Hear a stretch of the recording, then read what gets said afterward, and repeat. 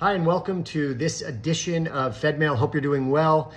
We've had a very busy week. Locally, I took part in a special meeting at Governor Maura Healey's office in Boston this week. There were about 15 of us in the room, different Jewish leaders from around the Commonwealth. AJC was there, ADL, the Jewish federations from various communities, along with Bob Kraft of the New England Patriots, who has worked very hard on anti-Semitism initiatives.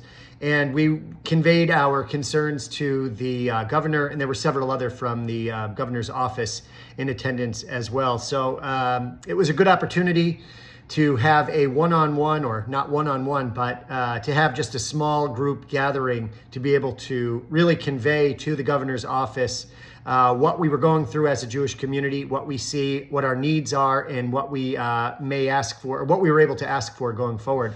So we talked about everything from the ongoing situation on campuses where Jewish students have been threatened, different protests that have happened within our cities, including resolutions at the city council level and in other areas. We talked about our school districts, and we talked about the fact that Jewish women who had suffered at the hands of Hamas on October 7th and thereafter with both sexual violence, rape, and just the continued holding of hostages, how that was being ignored by so many activists, and how that testimony was being rejected.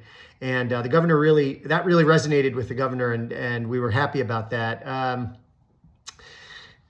Yesterday evening, good segue into this, yesterday evening an event was held at our own JCC, put on by both Hadassah and Federation. Carol Goodman Kaufman, Mindy Hall, and Deb Finns put together an event called End the Silence, which was an initiative by Hadassah to address the fact, again, that women, Israeli women, Jewish women who had experienced such suffering, such horror at the hands of Hamas, in reference to the sexual violence, had been ignored, and how we can't allow how we can't allow that to happen.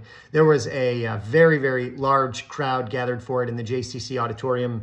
We talked quite a bit about what was going on broadly and some tactics for helping to solve it. And I just want to say thank you for the many people who have stepped up and offered to be partners with Jewish Federation, those who have both given to causes to assist in Israel's recovery efforts, those who have written letters, those who have stood out on the street corner protesting, those who have whose names have appeared in the newspaper, people who have picked up the phone to call, whether it's the superintendent of your school district or the chancellor of your university, those who have reached out to their alma maters.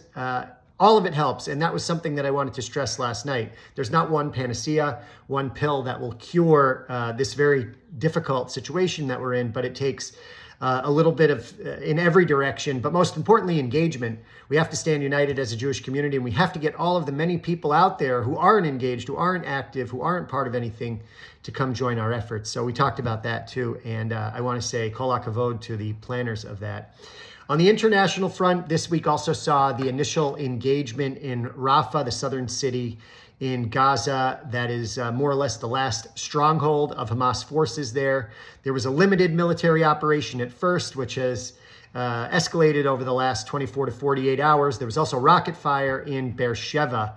So we're continuing to monitor it, as we always do, and we encourage you to look to your trusted media sources for that. Speaking of Israel, we have Israel Independence Day coming up, and as a community, we will be gathering on Tuesday evening at Congregation B'nai Shalom. Jewish Federation has an event planned for us that also includes a Yom HaZikaron program. Yom HaZikaron is a day of Memorial Day in memory of those who have fallen in the line of service for Israel, or who were victims of terror. And this year, obviously, that's particularly poignant.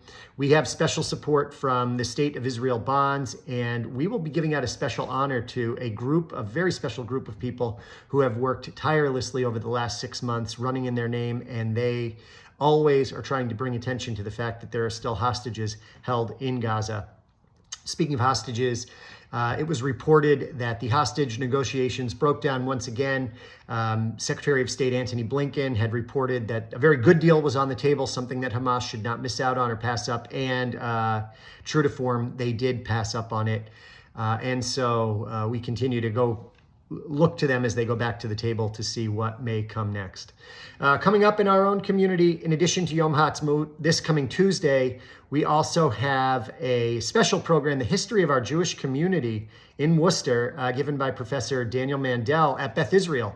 That's on May 14th at 7:30 p.m. And it sounds great. We've got a rich, vibrant history, and I'm sure you'd love to hear it.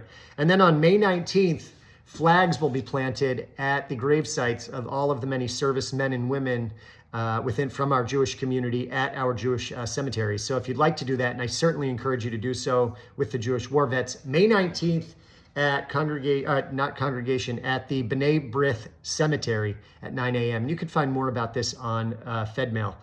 I just with that want to say thank you to all of you who have been so supportive over the over the far too many days of challenges and difficulties that we've faced, and I wish you a Shabbat Shalom. Take care. Bye-bye.